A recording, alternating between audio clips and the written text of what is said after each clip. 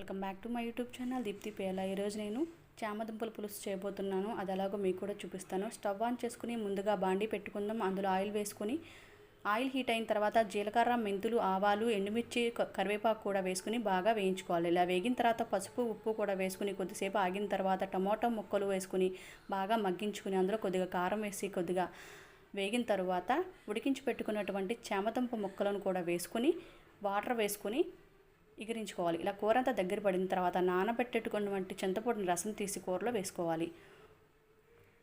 కూర ఉడుకుతున్నప్పుడు ధనియాలు, మెంతులు, జీలకర్ర, ఆవాలు పౌడర్ని ఇవన్నీ కలిపి నూరి పౌడర్ చేసుకోవాలి. ఈ పౌడర్ని కొద్దిగా వెందులో వేసుకుంటే చాలా టేస్టీగా ఉంటుంది. అలాగే తాలింపులో వెల్లుల్లిపాయ వేయలేదు, నేను లాస్ట్లో వేస్తాను పచ్చిది. ఇలా దంచి పచ్చిది వేస్తే చాలా టేస్టీగా ఉంటుంది. కూర అది కొంచెం దగ్గర పడిన తర్వాత కట్టేసుకోవచ్చు. Please subscribe my channel.